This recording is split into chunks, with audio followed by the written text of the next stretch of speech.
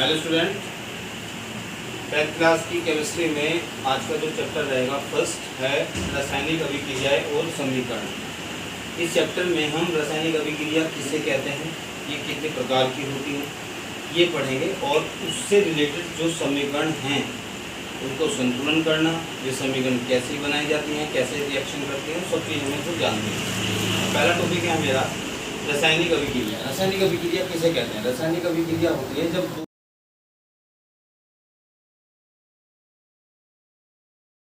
पदार्थ जो दो या दो से अधिक पदार्थों को मिलाकर के जो नया पदार्थ बनता है उसे हम वो अभिक्रिया रासायनिक अभिक्रिया कहलाती है। ठीक है, जैसे डेफिनेशन की बात करूं तो जब दो या दो से अधिक पदार्थ परस्पर मिलकर नया पदार्थ बनाते हैं तो वह अभिक्रिया ही हमारी रासायनिक अभिक्रिया कहलाती है।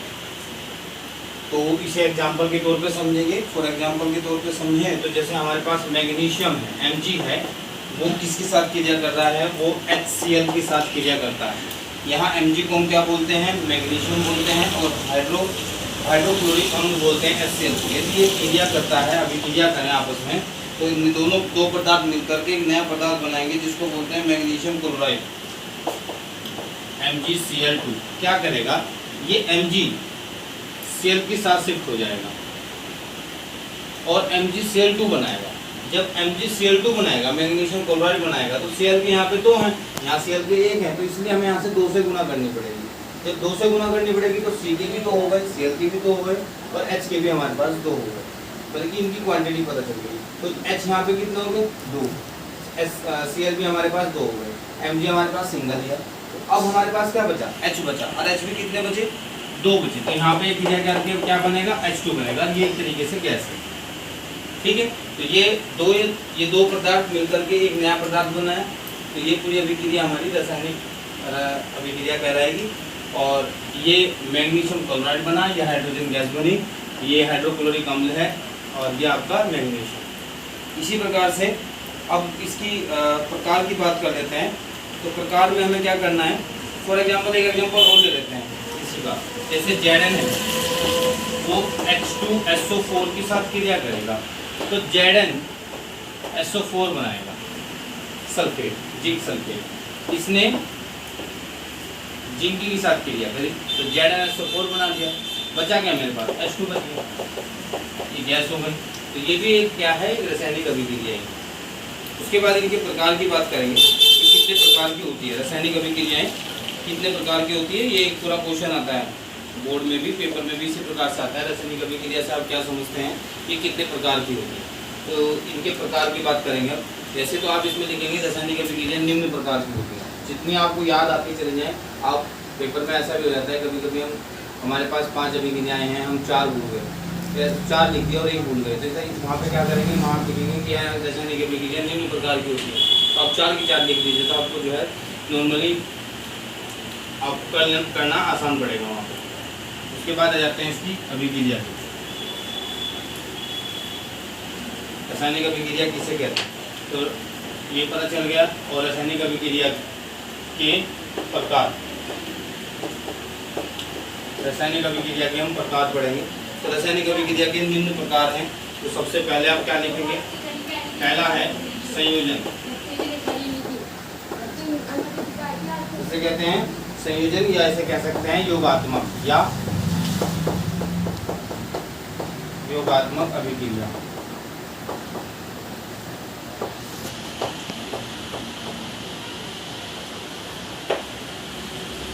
ठीक है, उसके बाद नंबर आ जाता है हमारा नंबर 2 पे यदि बात करें तो वो है वियोजन अभिक्रिया। वियोजन या कैसे कह सकते हैं अपघटन अभिक्रिया, 2 नंबर की हो गई। उसके बाद कर लेते हैं तीसरे नंबर की बात। तीसरे नंबर पे आप आएंगे तो विस्थापन अभिक्रिया है, विस्थापन अभिक्रिया। तीसरे नंबर की बात हो गई। यदि हम चौथे नंबर की बात करें तो द्विविस्थापन हो जाता है, द्विविस्थापन।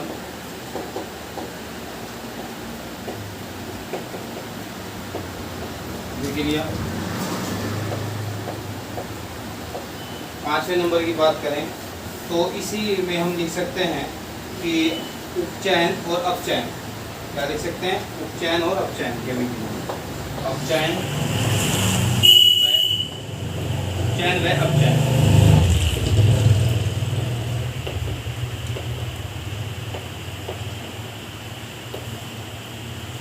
ये 5 आपको याद करना। संयोजन या योगात्मक कह सकते हैं पहले अभिक्रिया को। इसमें क्या करते हैं, इसमें ना जोड़ते हैं। संयोजन या योगात्मक का मतलब कि दो यौगिकों को जोड़ना। वियोजन का मतलब कि तोड़ देना। विस्थापन का मतलब कि उन्हें दो पदार्थ हैं, दो यौगिक हैं, एक का कुछ तत्व इसमें जुड़ गया, इसका तत्व इसमें चला गया, तो कहने का मतलब कि विस्थापन होता है। डिस्प्लेसमेंट जिसे कहते हैं, तो ये डिस्प्लेसमेंट हो जाएगी। द्वि का मतलब कि 2 बार विस्थापन होता है। और अपचयन उपचयन की अभिक्रियाएं 5वें नंबर की अभिक्रियाएं हैं। इसमें सबसे पहले हम इसके एग्जाम्पल के तौर पर परिभाषा के अनुसार आपको बताएंगे। संयोजन अभिक्रिया क्या है, योगात्मक अभिक्रिया किसे कह सकते हैं, वे रासायनिक अभिक्रियाएं जिनमें दो या दो से अधिक पदार्थ संयोग करके जुड़कर एक नया पदार्थ बनाते हैं। जैसे फॉर एग्जाम्पल मैंने जो है एक इसका एग्जाम्पल लेते हैं, पहले लेते हैं योगात्मक का। योगात्मक में सबसे पहले हमने लिया मैग्नीशियम को ऑक्सीजन के साथ क्रिया करा, मैग्नीशियम की ऑक्सीजन के साथ क्रिया करा दी, तो हमारे पास क्या बना, मैग्नीशियम ऑक्साइड बना, मैग्नीशियम ऑक्साइड MgO बना। तो MgO में हमें संतुलन देखना पड़ेगा। मान लीजिए ये 2 हैं, तो यहाँ पे तो ऑक्सीजन की मात्रा 2 है, यहाँ 1 या जिससे 2 से गुना करनी पड़ेगी। जब यहाँ ऑक्सीजन को बैलेंस करने के लिए हमने 2 से गुना इधर कर दी, तो Mg भी 2 हो गई, तो यहाँ भी 2 से गुना करनी पड़ेगी। इसलिए हमारे पास संतुलन, समीकरण का संतुलन होना भी जरूरी होता है। उसके बाद हमारा नंबर आता है सेकंड नंबर आता है हमारा वियोजन पे। वियोजन का भी कभी ऐसी अभिक्रिया ऐसी परिभाषा बताकर एक एग्जांपल लेंगे। जैसे कि इस अभिक्रिया में एक बड़ा यौगिक किसी बाह्य कारक से 2 से की उपस्थिति में 2 या 2 से अधिक कणों में या यौगिकों में टूट जाता है, तो उसको हम क्या कहते हैं, अपघटन कह सकते हैं। तो दूसरे नंबर की अभिक्रिया का जो एग्जाम्पल लेंगे वो क्या लेंगे, हम एक एग्जाम्पल के तौर पे लें तो हम ले लेते हैं, हल्का सा एग्जाम्पल ले लेते हैं जो आपको समझ में आ जाए। ये लेते हैं लेड वाला, ये ले लेते हैं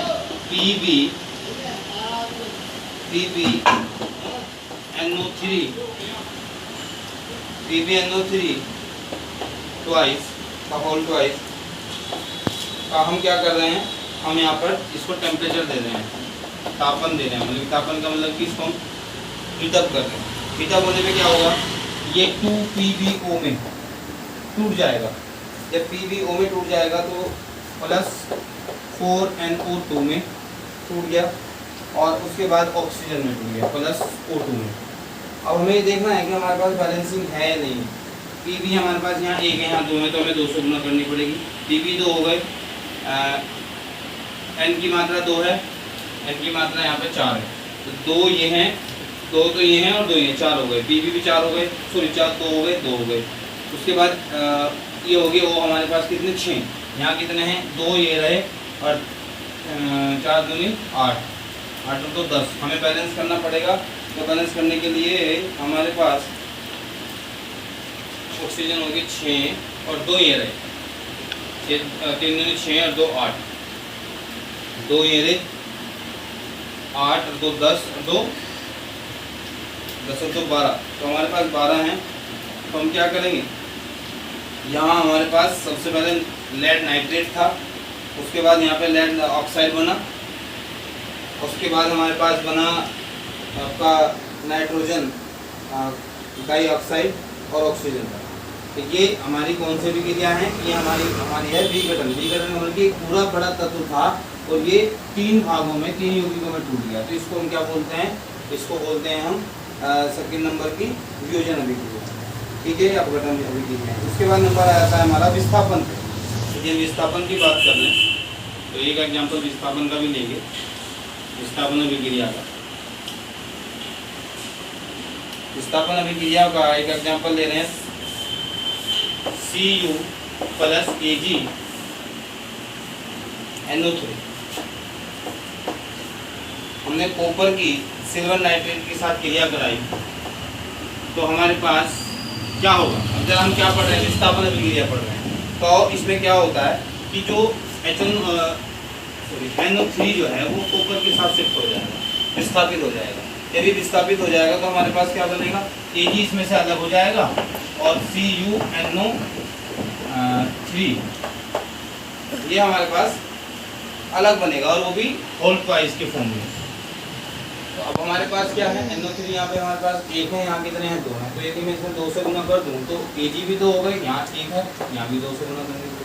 C यहाँ हमारे पास सिंगल है, तो ये हमारे पास इक्वेशन बनी विस्थापन। विस्थापन समीकरण का मतलब हो गया कि इस तत्व का कुछ यौगिक इसमें शिफ्ट हो गए, जब इसमें शिफ्ट हो जाएंगे तो विस्थापित हो गए, तो विस्थापन होने पर ये हमारे पास अभिक्रिया विस्थापन अभिक्रिया।